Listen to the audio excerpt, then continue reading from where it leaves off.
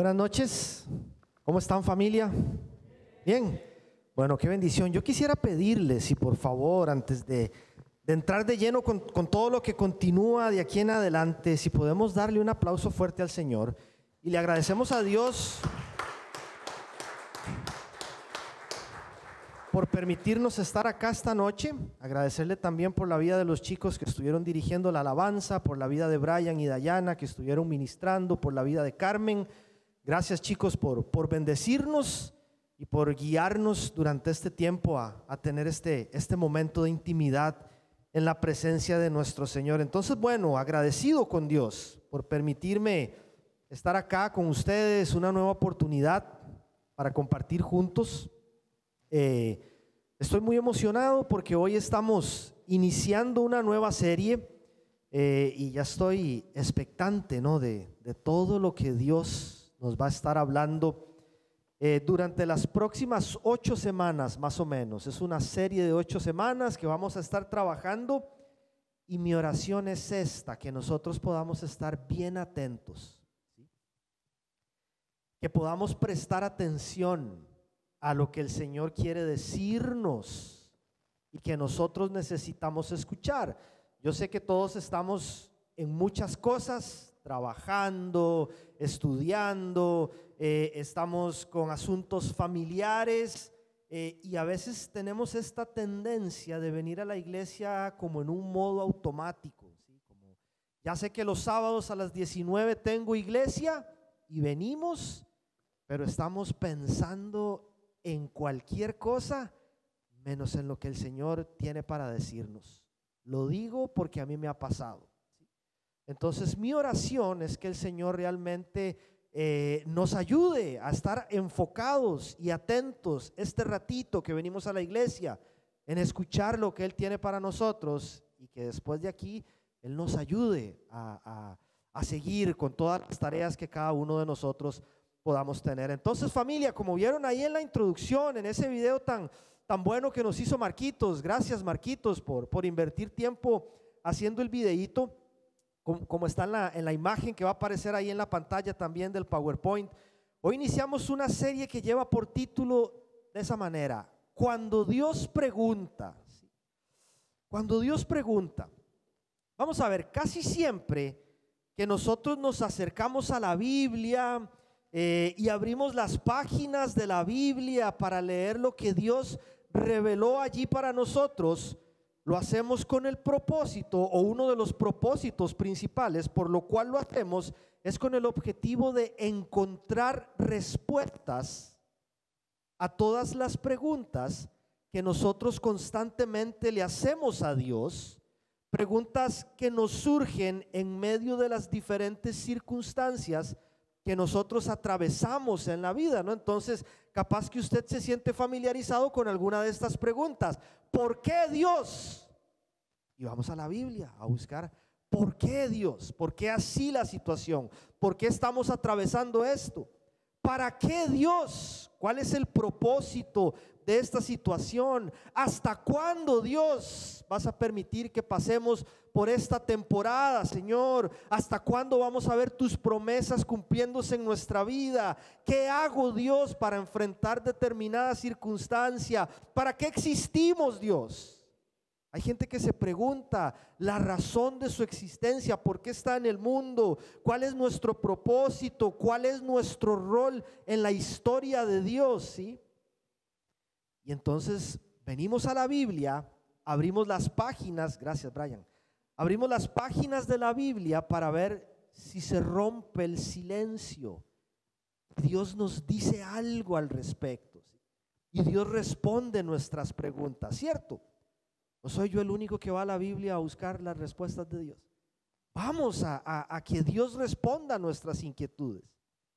Y eso está súper bien, tiene mucha lógica, es necesario hacerlo. Es allí el primer lugar donde nosotros debemos ir a buscar respuestas, porque Él es Dios, porque Él es el creador, porque Él hizo todo, porque Él nos hizo a nosotros. Y a través de su palabra, en efecto, ya Dios está respondiendo a muchas de nuestras preguntas. A veces, preste atención a esto, no escuchamos la voz de Dios.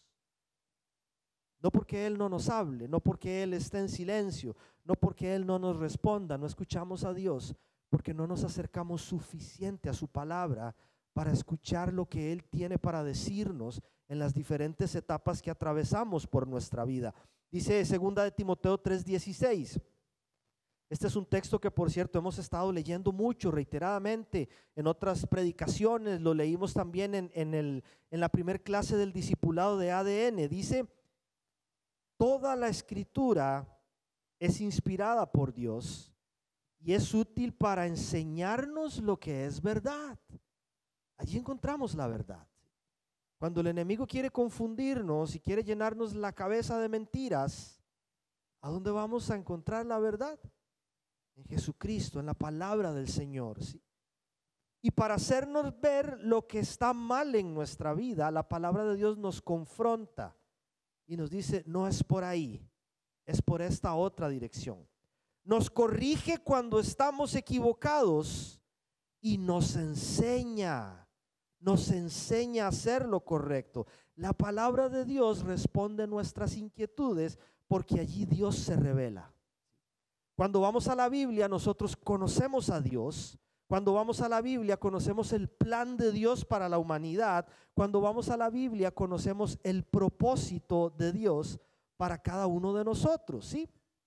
Sin embargo, y aquí viene la pregunta que encierra toda esta serie: ¿qué pasa cuando nosotros venimos a la Biblia buscando respuestas de Dios y en lugar de darnos una respuesta, Dios nos lanza una pregunta? ¿Cómo reaccionamos a eso? ¿Le respondemos a Dios o le dejamos el doble check azul y pasamos la página como si no fuera con nosotros el asunto? ¿Sí? Son muchísimas las preguntas que a lo largo de la historia de la humanidad Dios ha estado haciendo, preguntas que están registradas allí en la palabra de Dios, con el propósito de que nosotros también respondamos cada una de ellas. Y es súper interesante porque cuando Jesucristo visitó esta tierra y estuvo por acá en medio de nosotros, Él era bastante preguntón. Jesús hacía muchísimas preguntas. De hecho, hay algunos estudiosos que afirman que solo en los evangelios son entre 200 y 300 preguntas que otras personas le hicieron a Jesucristo, y solo 4 o 5 de ellas Jesucristo las respondió de una forma directa y puntual. La mayoría de preguntas que le hicieron, ¿sabe cómo le respondía Jesús? Con otra pregunta. Imagínate: maestro, llegaban los discípulos viendo esa multitud enorme ahí abajo de la montaña, ¿dónde podemos comprar pan para alimentar esta multitud? Podríamos pensar en Jesús: mira, allá en la esquina, allá está el panadero del pueblo, ya yo hablé con él está al tanto de la situación, vayan, búsquenlo, díganle que ustedes van de parte mía, ahí están las flautas recién horneadas para alimentar toda esta multitud. Qué fácil, ¿no? Habría sido que Él nos diera las indicaciones así detalladas de qué es lo que tenemos que hacer en cada circunstancia. Pero no: maestro, ¿qué hacemos? ¿Cómo alimentamos a esta gente? ¿Cuántos panes tienen? Y ahí uno empieza como, hace cortocircuito el cerebro, pero no está entendiendo que no tengo pan. ¿Cómo pregunta cuántos panes tienen ustedes? Jesús invita a la reflexión con sus preguntas. Este era un método muy común, por cierto, que tenían los maestros y los rabinos de hace 2000 años, de enseñar a las personas con el propósito de que realmente aprendieran. Ellos no le daban a la gente la respuesta directa o explícita, sino que respondían con preguntas para que en el proceso de reflexión la gente aprendiera de forma correcta. Y Jesús, por haberse formado en ese entorno, ¿no?, en esa cultura judía de aquel tiempo, además de que era Dios, él conoce todo, Él sabe cómo la gente puede aprender verdaderamente. Hacía preguntas, ¿sí? Y Dios dejó un montón de preguntas en la palabra para que nosotros las respondamos también, para que reflexionemos en cada una de ellas, ¿sí? La pregunta es: ¿cómo estamos respondiendo a esas preguntas de las cuales Dios espera una respuesta? Dios nos pregunta y Él está esperando que nosotros respondamos sus preguntas. Podemos clavar el visto, podemos pasar la página e ignorar lo que Dios nos está preguntando. No, eso no es conmigo. Capaz que esa pregunta es para mi vecino, es para mi esposa, es para mi compañero de trabajo. Podemos dar una respuesta superficial, esquivar las preguntas, como lo hacemos muchas veces en nuestras relaciones interpersonales. Pero ¿sabe algo? Cuando nosotros evadimos las preguntas de Dios, no solo se estanca nuestro crecimiento espiritual y en las diferentes áreas de nuestra vida, sino que nos estancamos en la forma en la que nosotros llegamos a conocer a Dios. Ignorar las preguntas de Dios nos separa de Dios, nos impide conocer a Dios de una manera más profunda, porque cuando Dios pregunta, Él no lo hace porque no sepa la respuesta. Dios sabe todo. Él conoce lo que hay en nuestro corazón. Cuando Dios pregunta, no lo hace porque Él quiere obtener información que no tiene. Él es Dios. Él es Dios. Él hizo todas las cosas. Cuando Dios pregunta, Él no lo hace para poner a prueba nuestro nivel de conocimiento.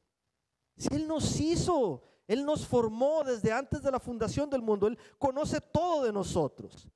Cuando Dios nos pregunta, lo hace porque en el proceso de respuesta nosotros crecemos. Nosotros aprendemos, nosotros maduramos, nosotros sanamos, nosotros lo conocemos más a Él. Y responder a las preguntas de Dios, ojo con esto, no solo revelan una parte del corazón de Dios. Cuando yo pienso, reflexiono, busco, analizo, oro y respondo a las preguntas de Dios, puedo llegar a conocer una parte esencial del corazón de Dios, pero al mismo tiempo, responder las preguntas de Dios revelan una necesidad del corazón humano. Cuando Dios pregunta, tienen doble propósito sus preguntas. Que en el proceso de respuesta nosotros lo conozcamos más a Él y que en el proceso de respuesta nosotros nos conozcamos mejor a nosotros y cuánto necesitamos de Dios en nuestras vidas. Así que arrancamos hoy con 8 semanas respondiendo algunas de las muchas preguntas que Dios hace para nosotros, que están allí en su palabra. Mi oración es que Dios nos ayude, que Dios nos dirija, que Dios nos dé sabiduría. Hay preguntas que elegimos para esta serie que no son sencillas de responder y le pedimos al Espíritu Santo que nos dirija y que a través de la palabra de Dios podamos encontrar respuestas que traigan sanidad a nuestras vidas. Vamos a orar, nos ponemos en manos del Señor y arrancamos de una. Papá, te damos gracias, Señor, por este nuevo servicio, Señor, por esta nueva oportunidad que nos das de poder estar acá en casa. Bendigo a mi hermano, a mi hermana, Señor, que está hoy acá, que se tomó el tiempo para venir, Señor, reconociendo al igual que yo que te necesitamos, Dios, que necesitamos tu palabra de la misma forma en la que necesitamos un plato de comida, Señor, cuando tenemos hambre. Sácianos, Dios, llénanos, Señor, y que salgamos de este lugar con nuevas fuerzas, renovados, animados, Señor, para poder seguir llevando adelante la tarea que nos has encomendado a cada uno de nosotros en las diferentes áreas, Señor. Oramos esto, Padre, en tu poderoso nombre. Amén y amén. Bien, familia, entramos de lleno al tema de hoy. Hoy vamos a estar respondiendo una pregunta que se encuentra en las primeras páginas de la Biblia. Vamos a estar en los primeros capítulos de Génesis.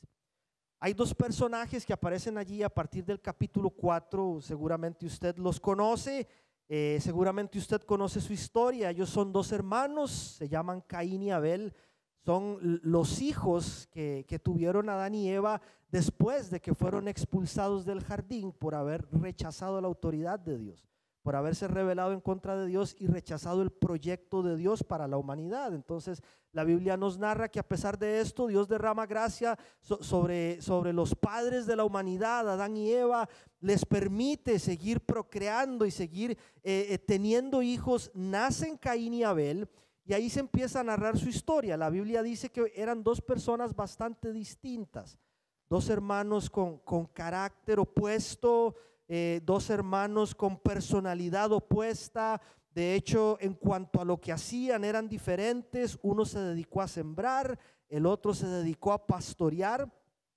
Y ojo, eran diferentes también en cuanto a la forma en la que ellos se relacionaban con Dios. Y lo que el texto nos cuenta es que en determinado momento tanto Caín como Abel presentan una ofrenda a Dios. Caín, el hermano mayor, se enoja, ¿sí?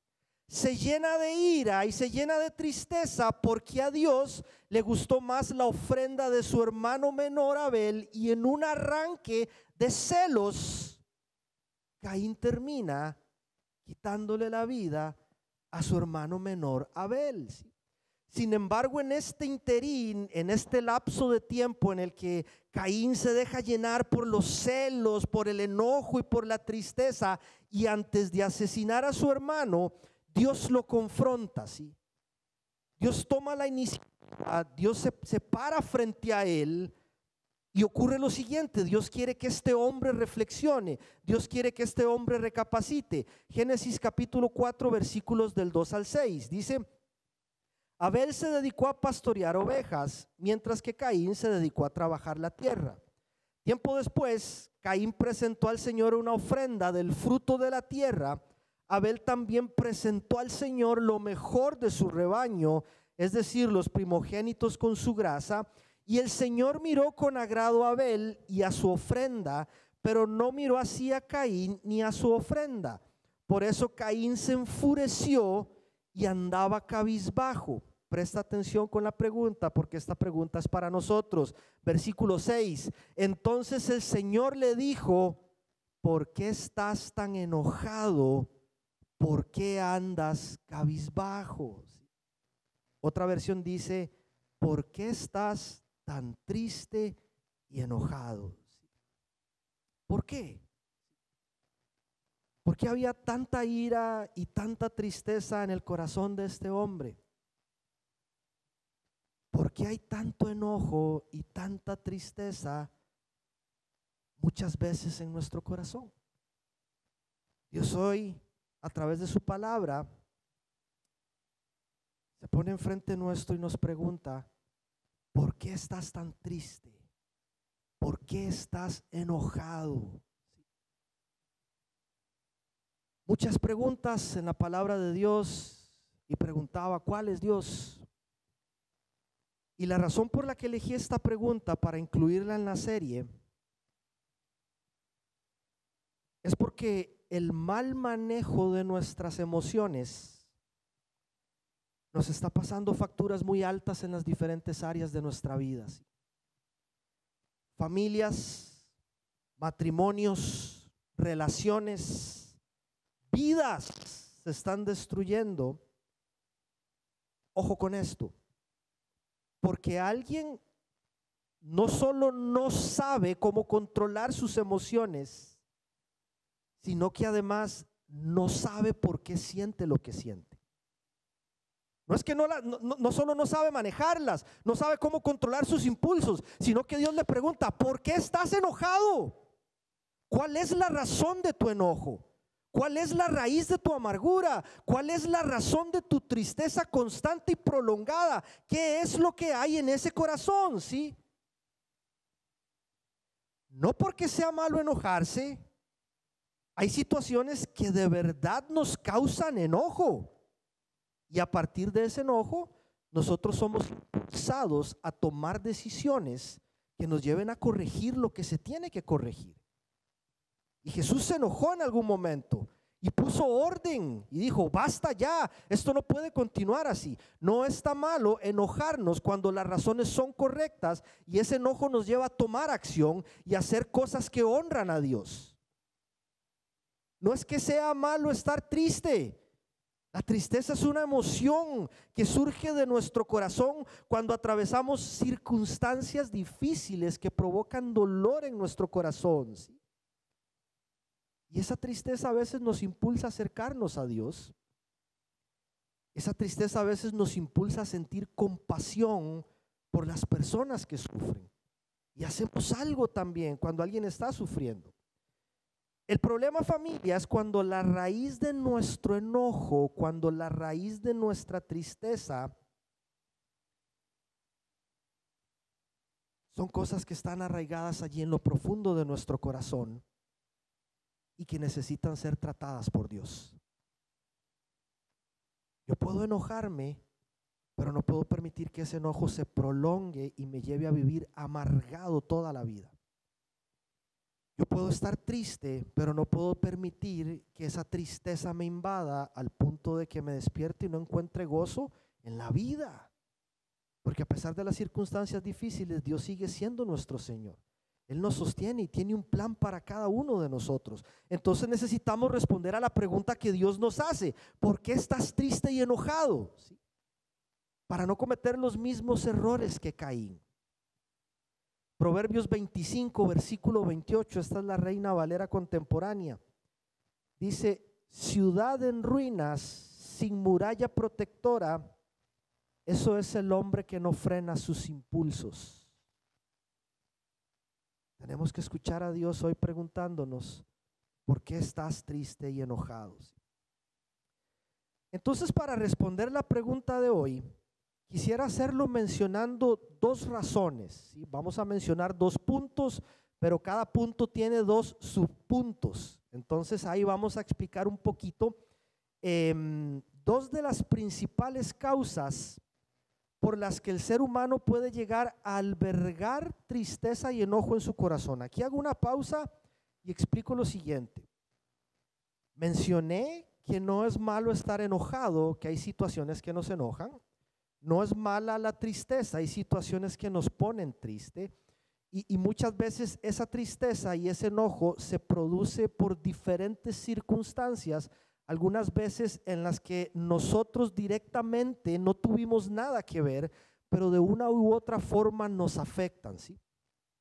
Por eso mencionaba que hay algunas preguntas que son difíciles de responder. Dios me guió a este texto de Génesis 4 para responder a la pregunta que él hace a Caín: ¿por qué estás triste y enojado? Y estas dos razones que voy a mencionar las puedo extraer de lo que leo acá en la historia de Caín, pero quiero hacerlo con mucha sabiduría y con mucho cuidado, porque no quisiera que alguien se vaya de acá pensando que esta puntualmente es su situación, ¿sí? Solamente estoy tratando de interpretar lo que ocurrió en aquel tiempo, darle una aplicación a nuestro contexto y que Dios nos hable a quien nos tenga que hablar, ¿sí? Así que vamos, dos razones que vemos en la historia de Caín por las cuales alguien puede albergar tristeza y enojo en su corazón. Número uno, ahí va a aparecer en la pantalla: esconder nuestro pecado. Esconder nuestro pecado genera tristeza en el corazón. Esconder nuestro pecado genera amargura en nuestro corazón, ¿sí? Es cuando tenemos cositas por ahí ocultas debajo de la alfombra. Es cuando elegimos no sacar la basura y permitimos que se vaya acumulando en nuestro corazón. Cosas que nadie más sabe y que aunque Dios ya conoce, porque Él sabe lo que hay en nuestro corazón, a veces ni a Dios mismo nos hemos atrevido a confesarles. Y las tenemos ahí, bien guardaditas debajo del sillón. Hay una realidad, y de esto hemos hablado muchas veces, y es que todos de una u otra forma fallamos constantemente.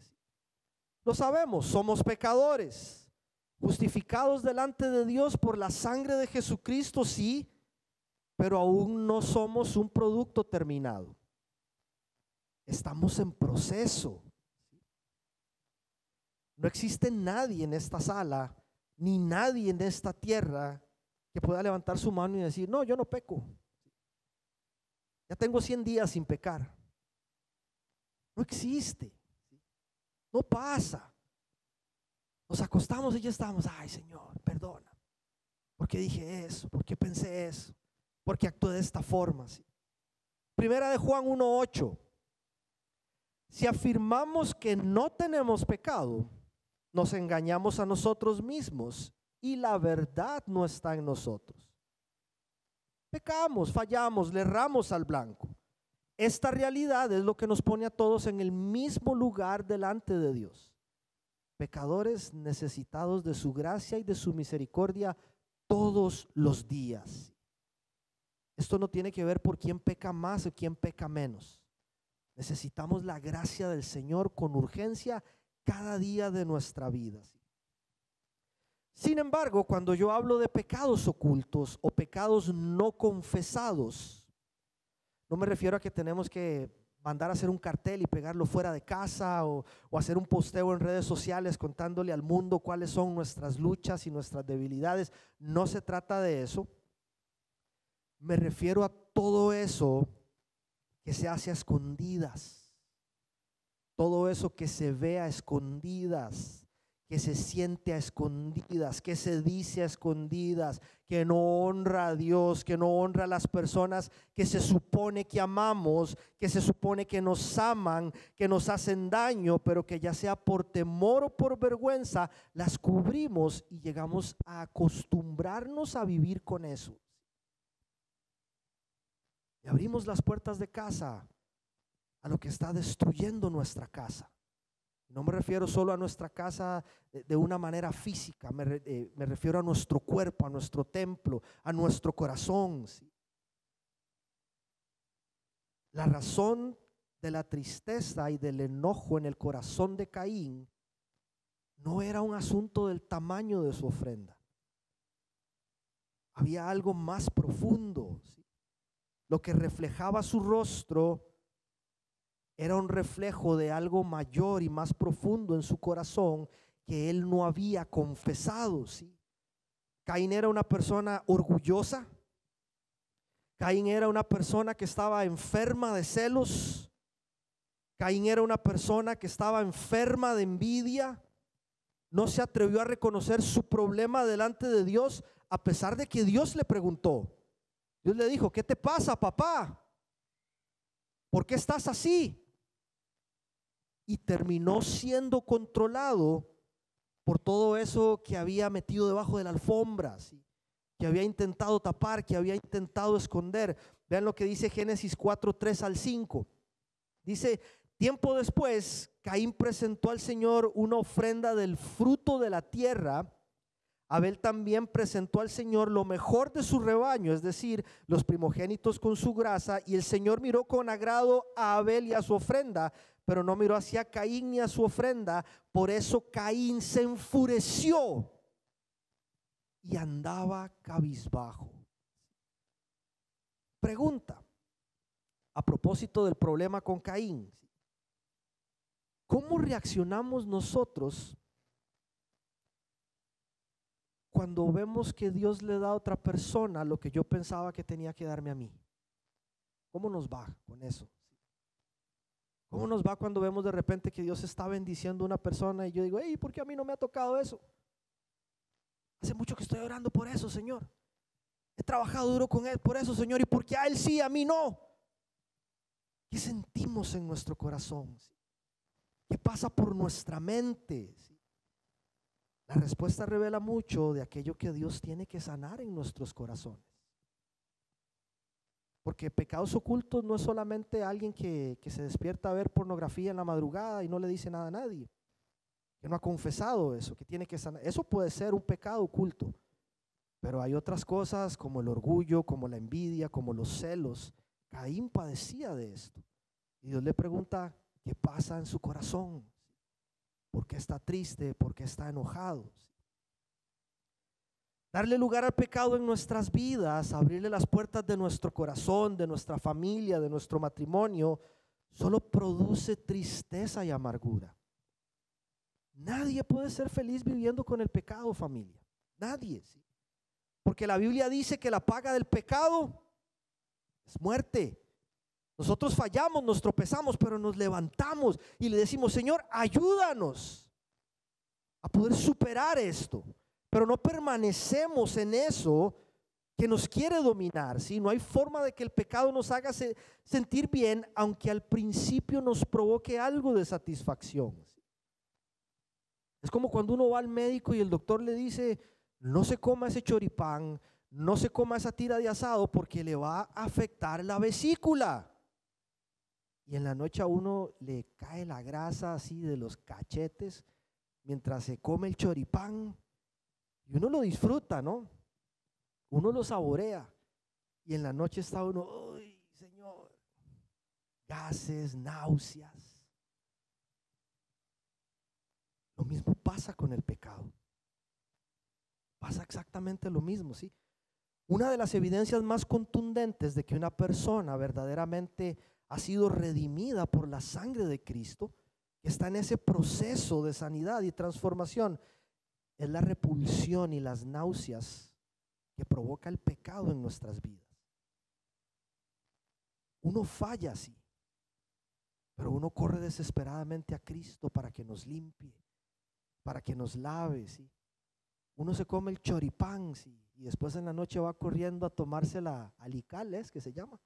Para sentir alivio. Bueno, Jesús es el alical que limpia nuestra alma cuando pecamos. Pero no permanecemos allí, no nos quedamos allí. Y cuando lo hacemos y nos quedamos y lo ocultamos y guardamos silencio, la consecuencia es que nos vamos a amargar y nos vamos a entristecer. La pregunta, ¿cómo ser libres de tristeza y la amargura que puede haber en nuestro corazón? Menciono dos subpuntos dentro de este punto. Número 1, confesando a Dios nuestros pecados, ¿sí? Contémosle a Dios. Él nos pregunta hoy, ¿por qué estás triste? No porque no sepa la respuesta, Él sabe lo que hay en nuestro corazón, pero Él quiere que confiemos en Él. Él quiere que lo veamos como un papá y que nos acerquemos confiadamente a Él y le digamos lo que hemos tratado de poner bajo la alfombra, ¿sí? Vean que fuertes las palabras de David, el rey de Israel, después de haberse acostado con una mujer que no era su esposa. Él intentó esconder su pecado con una serie de mentiras, pero vean lo que pasó por haber guardado silencio. Dice el Salmo 32, 3, 4. Mientras me negué a confesar mi pecado, mi cuerpo se consumió y gemía todo el día. Día y noche tu mano de disciplina pesaba sobre mí.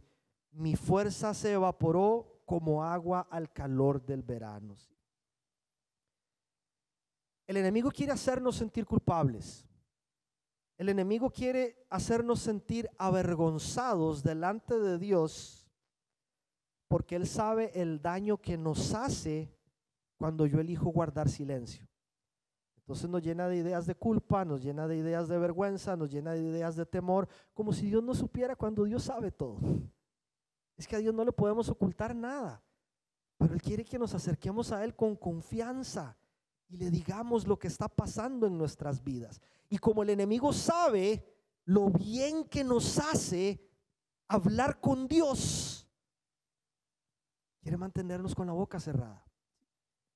Porque confesarle a Dios es sanador. Confesar significa expresar, significa reconocer lo bueno, lo no tan bueno, y eso produce paz, sanidad y libertad. Contarle a Dios trae paz a nuestro corazón. David mismo escribe lo siguiente 2 versículos antes de los que acabo de leer. Dice el Salmo 32, 1, 2. Oh, qué alegría para aquellos a quienes se les perdona la desobediencia, a quienes se les cubre el pecado. Sí, qué alegría para aquellos a quienes el Señor les borró la culpa de su cuenta, los que llevan una vida de total transparencia. Ser transparentes con Dios nos da vida, nos llena de vida, nos llena de paz, nos llena de gozo. ¿Por qué no hablar con Él? ¿Por qué no confesarle a Él y decirle, Señor, estoy luchando con esto? Tú sabes, Dios, estoy fallando con esto. Tú sabes, Dios, que esto que estoy haciendo no te honra. Ayúdame, Padre, a salir de la situación en la que estoy. No hay razón por la que debamos intentar cubrir nuestros pecados. Cristo ya los cubrió por nosotros en la cruz, los cubrió con su sangre para que podamos correr al Padre y encontrar refugio en Él, sanidad, transformación y libertad. Esconderlos es querer tomar por nuestras manos lo que Cristo ya hizo por nosotros en la cruz. Dios nos va a ayudar a enfrentar las consecuencias, pero no podemos seguir callando. Tenemos que acercarnos a Él y confesarle nuestro pecado para encontrar libertad, sanidad y que se vaya la tristeza y la amargura de nuestro corazón. Por el segundo lugar, si queremos ser libres del dolor y la amargura que produce el pecado en nuestra vida, y este es el segundo subpunto, tenemos que confesar a otros nuestros pecados, ¿sí? Ojo, no para que alguien nos otorgue el perdón que solamente hallamos en Cristo. Nosotros no tenemos que ir a donde ningún líder espiritual para que nos perdone en nombre de Dios. La Biblia dice que Cristo es el único mediador entre Dios y los hombres, y por la sangre de Jesús nosotros tenemos acceso al Padre y podemos acercarnos a Él y podemos pedirle perdón a Él y hallamos perdón delante del Señor. Pero sí puedo y necesito contarle a otras personas de confianza que me aman, para que me escuchen, para que me aconsejen, para que me ayuden a sanar. Pero sobre todo, y esto es lo importante en este punto, necesito confesarles a quienes mi pecado oculto ha estado ofendiendo o lastimando, para pedirles perdón. Eso va a traer sanidad a nuestro corazón. Y eso va a arrancar por completo la amargura y la tristeza que esas cosas pueden generar en nuestro corazón. Aún si es algo del pasado. Aún si es algo del pasado. Tengo muchos testimonios personales para contar de esto. Un día les voy a contar uno. Pero ahora les voy a contar otro, ¿sí? Nunca se me olvida este hombre. Venía el grupo pequeño en nuestra casa. Me estoy retrocediendo en el tiempo, hace 13, 14 años.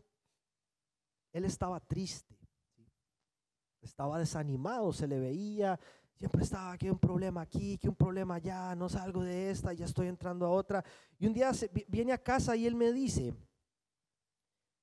que se siente mal porque durante muchos años él estuvo robando en su trabajo a escondidas de sus jefes, ¿sí?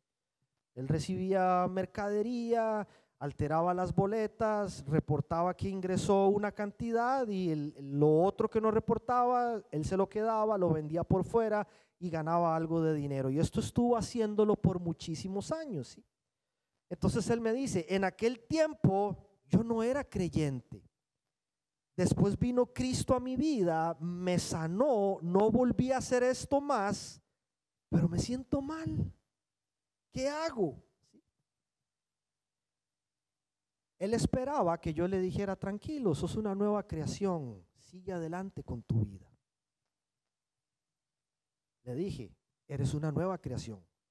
Dios ya perdonó tu pecado, pero Él espera que confieses y pidas perdón. Y ese malestar que sientes es el Espíritu Santo guiándote a hacer lo que tú sabes que tienes que hacer. Le digo, es que ni siquiera te lo tengo que decir yo, ya tú sabes lo que tienes que hacer. Él eligió no hacerlo.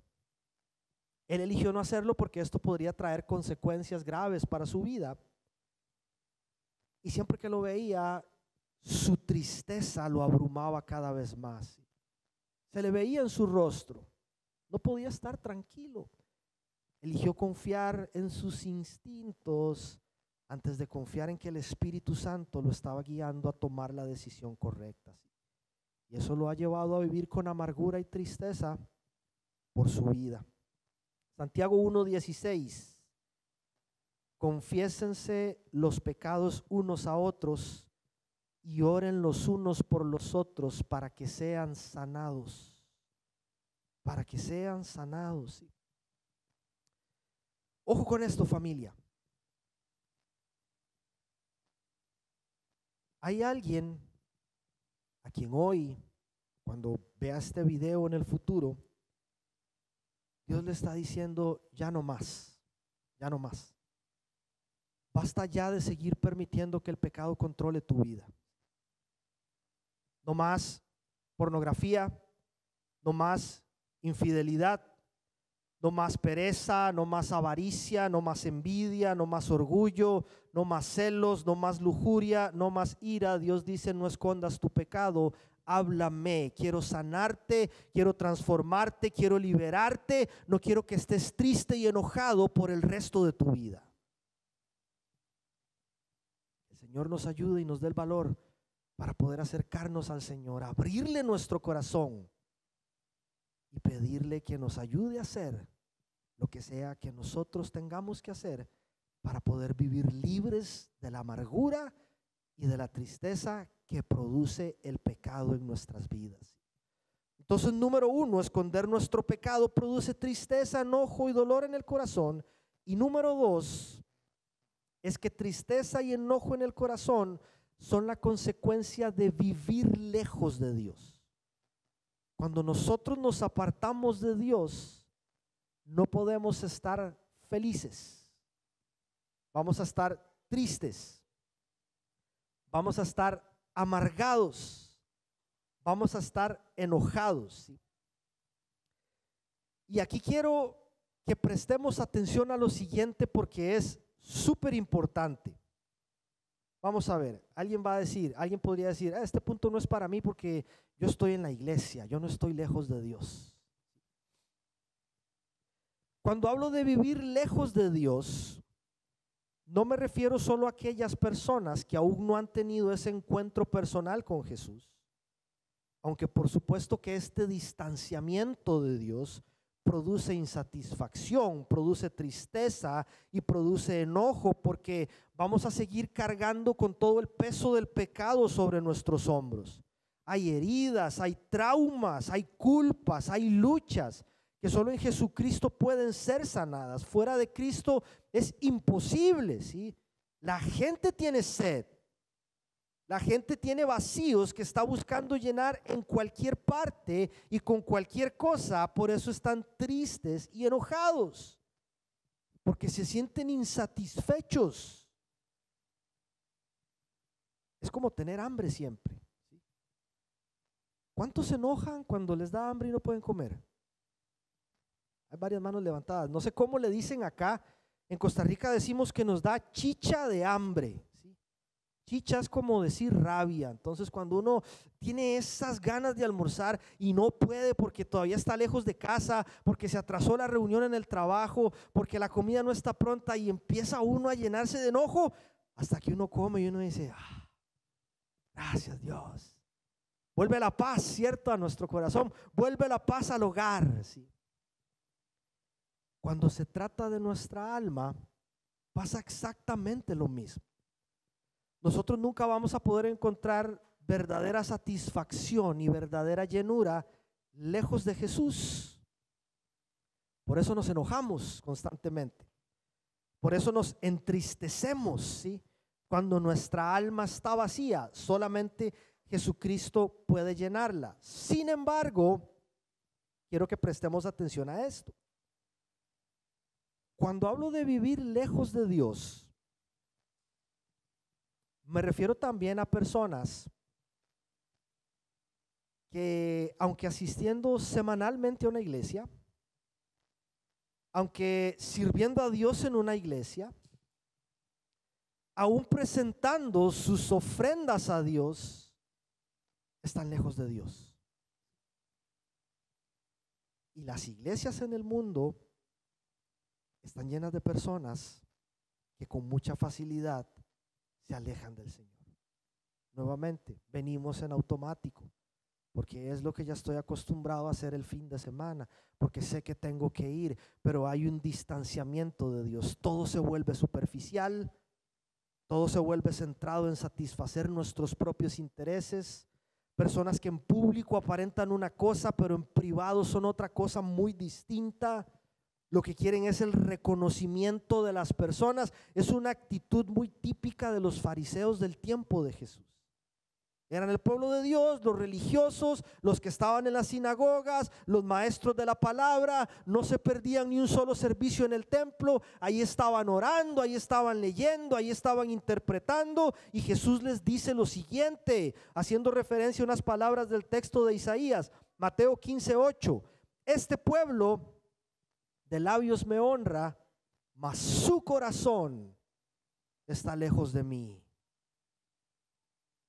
Podemos decir amén muchas veces. La pregunta es, ¿qué tan cerca estamos nosotros del Señor? ¿Sí? Caín presentó una ofrenda. Vimos que el texto afirma eso, que Caín llevó su ofrenda, pero su corazón estaba lejos del Señor. Y aquí menciono brevemente dos consecuencias de vivir alejados de Dios. Probablemente hay muchas más, pero menciono dos que veo puntualmente en el caso de Caín. Número uno, vivir lejos de Dios produce o nos convierte en personas religiosas. Religiosidad es básicamente lo que acabo de mencionar, sí, es cuando hay activismo religioso. El activismo religioso reemplaza nuestra relación con Dios. Ya no hay oración, ya no hay lectura devocional, ya no hay meditación, ya no hay ayuno, ya no hay buenas obras lejos del ojo público, sino que todo se vuelve en función de recibir la aprobación del ser humano. Todo es para que me vean, todo es para que me reconozcan, todo es para que me aplaudan. Caín era una persona religiosa porque presentó una ofrenda a Dios. Su corazón ya estaba lejos de Dios. Él solo quería el reconocimiento de las personas. Abel, en cambio, presentó su ofrenda y porque su corazón estaba cerca de Dios, ofreció lo mejor que tenía. No solo presentó una ofrenda, sino que presentó la mejor ofrenda. Eso determina mucho qué tan cerca o qué tan lejos estamos nosotros del Señor. Versículos 4, 3, 4. Caín presentó al Señor una ofrenda del fruto de la tierra. Abel también presentó al Señor lo mejor de su rebaño. Ahí está la diferencia. Ahí está la diferencia. Dios aprobó a Abel no por el tamaño de su ofrenda, sino por lo que había en el corazón de Caín. De Abel, perdón. Dice Hebreos 11:4. Fue por la fe que Abel presentó a Dios una ofrenda más aceptable que la que presentó Caín. La ofrenda de Abel demostró que era un hombre justo y Dios aprobó sus ofrendas. Vivir lejos de Dios produce personas religiosas. Todo es tradiciones, rituales, hay que cumplir, tengo que hacer, pero nos aleja del Señor. En segundo lugar, y ese es el segundo subpunto, vivir lejos de Dios produce personas mediocres. Intenté buscar un título un poquito más sofisticado para ilustrar este punto, pero sé que Dios quiere tratar algo con nosotros, así que lo menciono así, en crudo, sin mucha edición.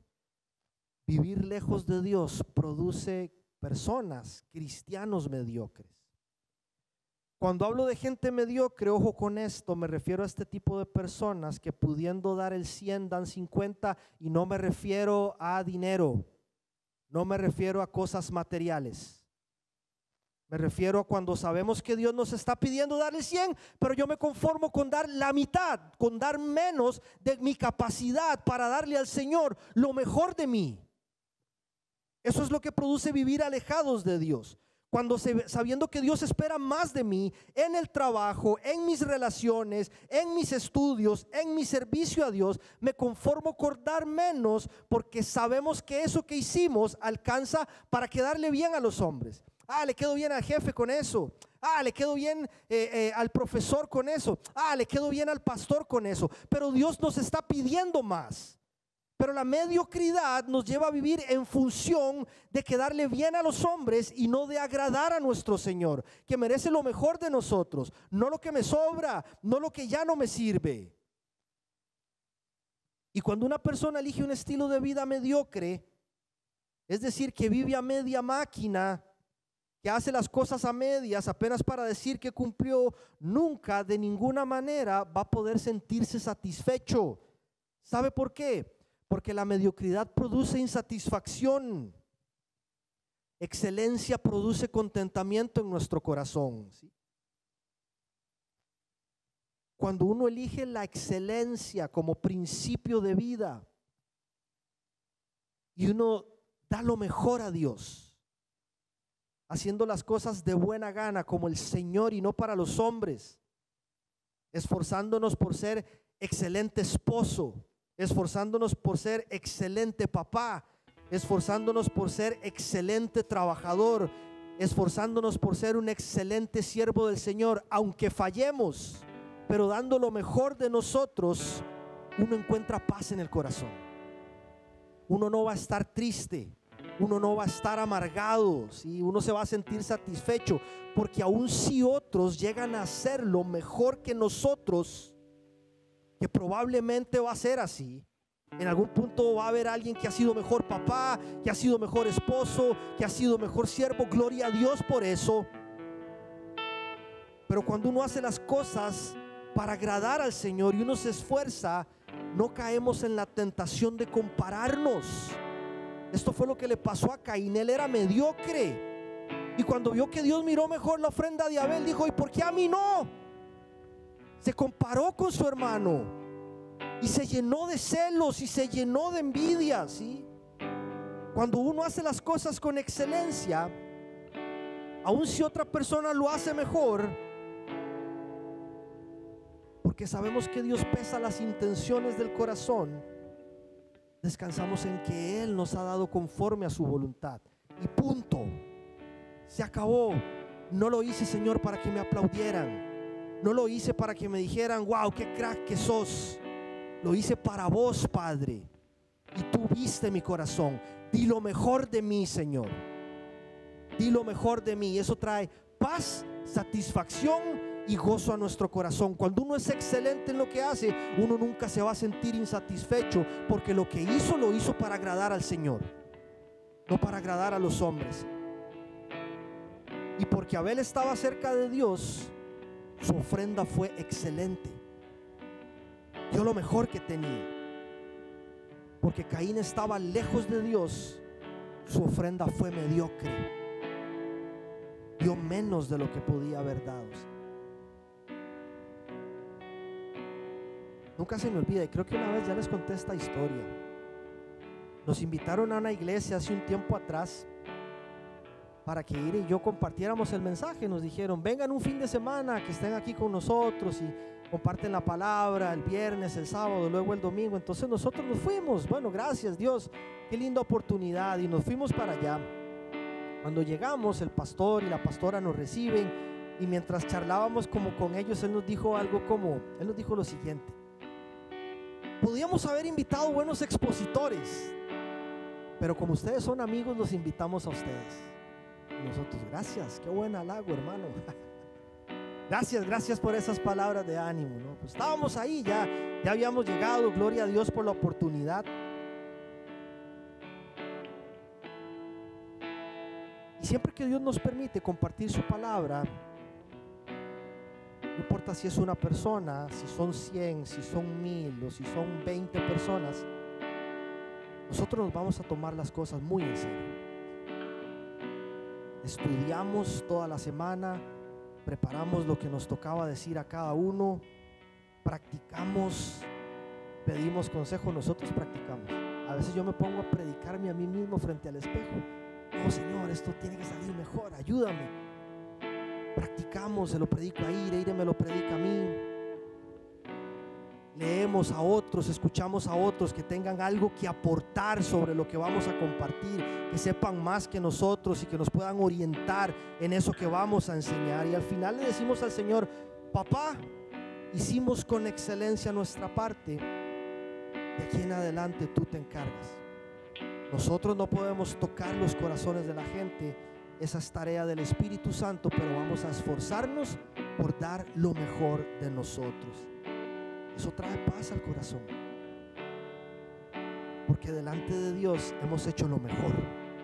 Delante de Dios nos hemos preparado dando lo mejor de nosotros. Y llegó el momento, oramos, dijimos: aquí estamos, Dios. No somos el salmista que esperaban los pastores, pero aquí nos trajiste, papá. No somos el profeta, pero aquí estamos, Señor. Vamos a profetizar tu palabra con valor. Y le dimos para adelante, hicimos lo que el Señor nos mandó a hacer. Fue impresionante ver a Dios obrando en nuestra debilidad. Lo que Dios pudo hacer aquel fin de semana. Ver a Dios usando con poder a dos hijos suyos que lo único que hicieron fue prepararse con excelencia para darle a Dios lo mejor de nosotros. Eso es lo que marca la diferencia. Eso es lo que marca la diferencia. Hacer las cosas con el corazón correcto para nuestro Señor. Dejar que Él se encargue de hacer el resto.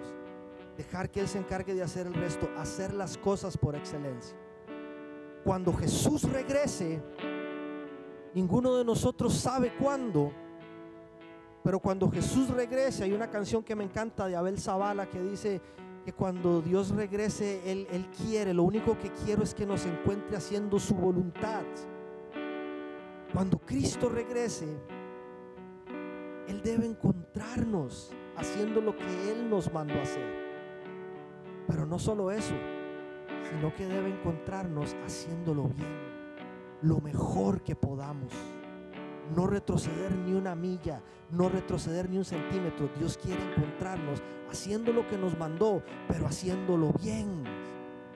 Caín se dejó controlar por lo que había en su corazón, asesinó a su hermano y vinieron consecuencias para su vida. Génesis 4:16. Así Caín se alejó de la presencia del Señor. Ya estaba lejos, pero ahora se alejó y se fue a vivir a la región llamada Nod, al este del Edén. Concluimos con esto, familia. Y quiero reiterar nuevamente esto: el problema no es expresar nuestras emociones. Jesús se enojó, Jesús experimentó momentos de tristeza en situaciones difíciles. Hay circunstancias adversas que van a sacar estas emociones de nosotros. El problema es cuando, como en el caso de Caín, ese enojo y esa tristeza que se refleja en nuestro rostro son el síntoma de un problema mayor en nuestro corazón, que necesita ser sanado por Jesús. No lo escondamos más debajo de la alfombra, no lo tapemos más. Dios conoce nuestro corazón y Él quiere que hablemos con Él. Pecados no confesados, vivir lejos de Dios, religiosidad, mediocridad, envidia, celos, esto solo genera amargura, esto solo genera tristezas. Esto dijo Dios a Caín después de haberle preguntado: ¿por qué estás triste y enojado? Dios mismo le da la respuesta. Génesis 4:7. Si hicieras lo bueno, podrías andar con la frente en alto. Si hicieras lo bueno, podrías andar con la frente en alto. Pero si haces lo malo, el pecado está a la puerta para dominarte. No obstante, tú puedes dominarlos. Otra vez, familia, no fue por el tamaño de la ofrenda de Caín que Dios no lo aprobó. Dios no es materialista. Fue porque Dios sabía lo que había en el corazón de Caín. Dios sabía lo que había allí. Y cuando nosotros elegimos obedecer, hacer lo que es bueno, aunque fallemos, pero corremos a Dios buscando su gracia y su amor, hay paz, hay gozo, hay contentamiento, aunque las circunstancias estén complejas. Pero cuando elegimos vivir conforme a nuestra voluntad, escondiendo cosas, alejados de Dios, el pecado nos oprime, el pecado nos esclaviza, y con ello viene amargura, con ello viene tristeza. La buena noticia para nosotros es que a través de Jesús podemos ser libres de esto. Podemos recuperar la sonrisa en el rostro. Podemos recuperar el gozo en el corazón. No tenemos por qué ignorar la pregunta de Dios. Hoy Dios nuevamente nos pregunta: ¿por qué estás triste? ¿Por qué estás enojado? Háblame, quiero sanarte. Háblame, quiero libertarte. Háblame, quiero transformarte. Háblame, quiero que vuelvas a experimentar la paz y el gozo que solo yo te puedo dar. Invito a que se ponga de pie. Vamos a cerrar orando, poniéndonos en manos del Señor. Papá, como orábamos al principio, Señor, ahora que Carmen nos dirigía en oración, solo tú conoces nuestro corazón, Dios. Nadie más, Señor, en este lugar puede saber lo que hay dentro de nosotros. Solo tú. Examínanos, Dios, y ayúdanos, Padre. En primer lugar, a reconocer aquellas áreas de nuestra vida que quizá no andan tan bien, Señor, que las hemos estado ignorando, que hemos estado intentando normalizar, pero que de a pocos nos han estado alejando de ti, Señor, que quizá nos están convirtiendo en personas religiosas, papá, que nos están guiando hacia la tristeza constante, hacia el enojo constante. Hoy nos presentamos delante de ti, Señor, y escuchamos esa pregunta que lanzaste a Caín y que hoy nos lanzas a nosotros. ¿Por qué estás triste y enojado? Queremos abrir nuestro corazón, Señor, decirte lo que nos pasa y pedirte ayúdanos, Dios. Sánanos, papá, en el nombre de Jesús. Sánanos, Dios. Que el gozo de tu salvación sea suficiente para vivir contento cada día, Señor, para despertarme cada mañana y darte gracias, aunque el mundo esté patas arriba, Señor, aunque en mi casa las cosas no vayan tan bien, o en el trabajo, o en las finanzas. Gracias, Dios, yo quiero vivir contento con lo que tú me has dado hoy, Señor. No quiero vivir amargado por lo que le has dado a otro. No quiero vivir triste, Señor, porque la gente no me aprueba. Quiero ser feliz.